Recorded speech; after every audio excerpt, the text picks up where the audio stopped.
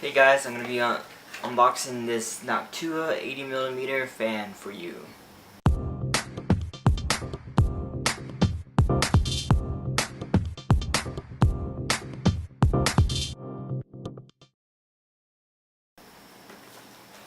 Okay, to get started, you must be wondering why I bought this pretty expensive fan. Well, I'm building a home theater PC, if you've already seen my other videos on my channel. Go look if you haven't. I'm slowly putting together a home theater PC, got the case, got everything I needed, and the last component I need is the CPU. And I got these fans specifically because I wanted the most airflow possible at the least noise. I want this thing to be dead silent. Noctua has a large reputability to have very quiet fans.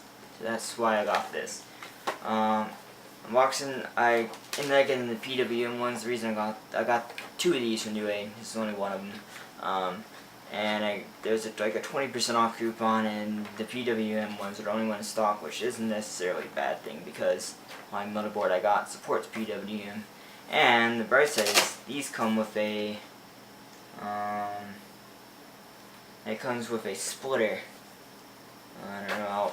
Let's start taking out the box. I'll show you the cables. It does come with a splitter that I've already utilized, and that's very useful because I only have one extra 4-pin port on my motherboard. This just kind of shows how to install these rubber things. They actually work pretty well. I was in another room installing the computer actually right now, and all I have to do later is install the CPU, and I'll have my computer working. Let's get this undone here. I really like the package. I mean, I guess if I'm paying this much, I better get some good packaging too. But really, if you think about it, it's not that expensive. You would pay $10 for a normal fan, or like a quiet, regular 80mm fan. Like Silverstones, for instance, are like $10, I think. I think and that's just the fan. So if I can pay $17, I think is what these came to each or something. I get this accessory. This is just an extension cable, and it's like high quality wrapped rubber around it, and I like that a lot. It's like I can't really do this myself, so like I'll have these extension cables now, and they're 4-pin extension cables, not 3-pin. And the thing is, you buy these separately, even the crappy ones, like for a 3-pin I bought separately. They're like same purpose as this, and they're like $1, but then you have to pay like $3 shipping on them. So it's like just for those alone, you practically pay up the price already to what these are if you're going to use the cables. And of course, it comes with their standard low noise adapter.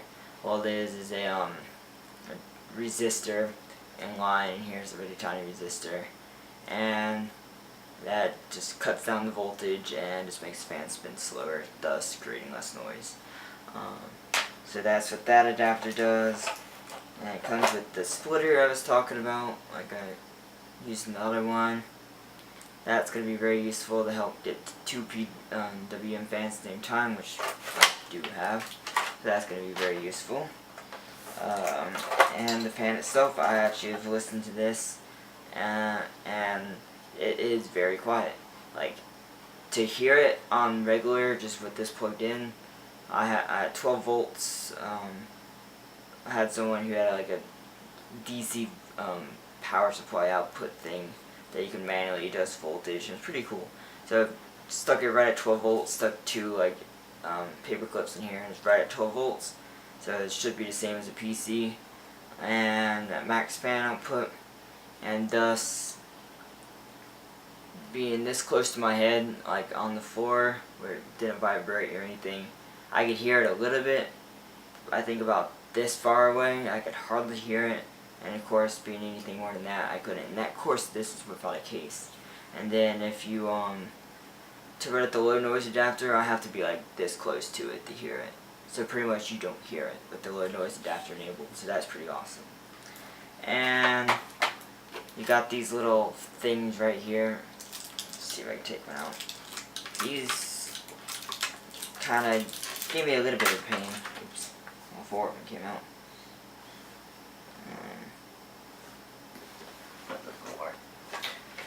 these little rubber things. They're like silicone mounts that just like kind of stick through here.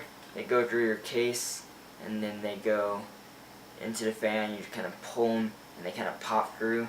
At first, I thought you just push them through, but you have to pull on them. I thought they were gonna break. They're actually pretty strong materials. I guess silicone rubber or something. I did have one problem with my case, and I'll probably explain that when I make a video on my computer build later on. If you want to see that down below, it might be already made, depending when you're watching this video. But I couldn't get, because of the tight constraints, I couldn't get this pulled through, and thus getting a tight seal on this the bottom left one. The other three I was able to get pulled through. Then I tried like sticking a screwdriver in here and like see if I could push it through, and that didn't really work so well.